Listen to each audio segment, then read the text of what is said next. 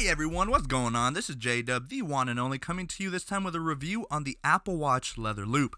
So as many of you may know, Apple does offer several different types of watch bands that are interchangeable with your Apple Watch. So if you're in the market to have a replacement band, or you just want to switch up your style on your watch band, I think this is the video to watch. So let's go ahead and dive right in. So these watch bands are going to retail for, wait, hold on, let me double check. This don't look right. $150? What the fuck? Well, anyway, let's go ahead and just jump right into the unboxing. For $150, you at least do get very good presentation, as is expected with all Apple products. The unboxing is very minimalistic, but it works. So here on the side of the box, you're going to have a pull tab, and then you're going to just go ahead and pull that out, and you are going to be presented with Apple Watch branding as well as some documentation. The documentation is very minimalistic. It's really just going to entail your warranty information and to go to Apple's website in case you have any questions, which you shouldn't. This is a pretty straightforward product. So we are going to have instructions on how to remove the band and how to put it back on. You just press a little button on the back of your watch, and there you go. It's really simple. And here we are. We do have the watch band itself, and it's beautifully presented. I really like this watch band. It's really unique. It's basically made up of a lot of segments of magnets, and on top of it, you're going to have your natural leather, and it's the same leather that comes in the cases that I just reviewed in the previous video.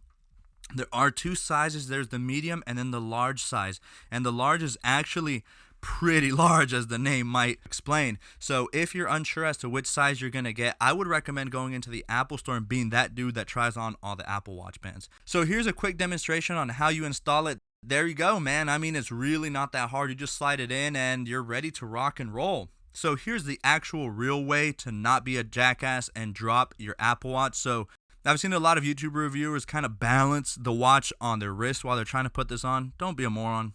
This is how you put it on.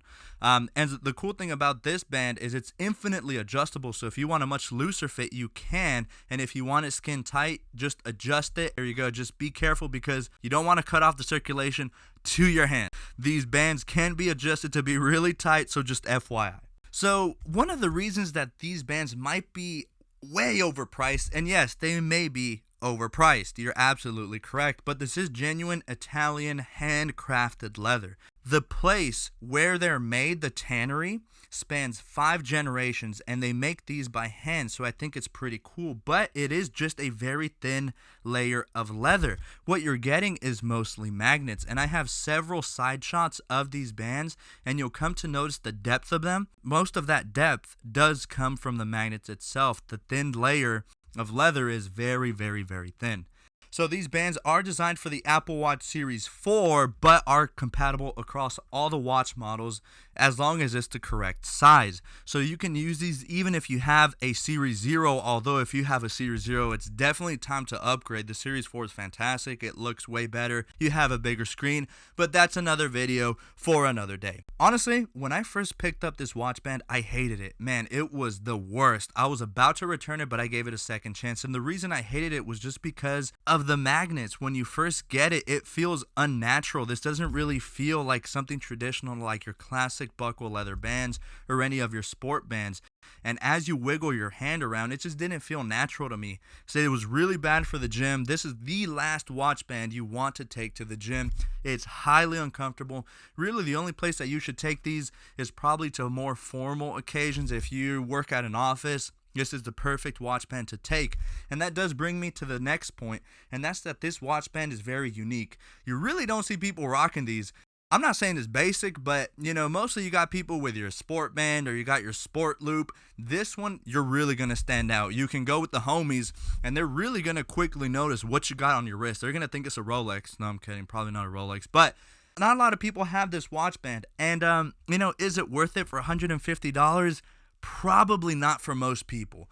When you're looking to spend $150 on a watch band, you really have to commit to it. You always are going to pay that premium with your Apple products, and this is going to be a recurring theme here on this channel.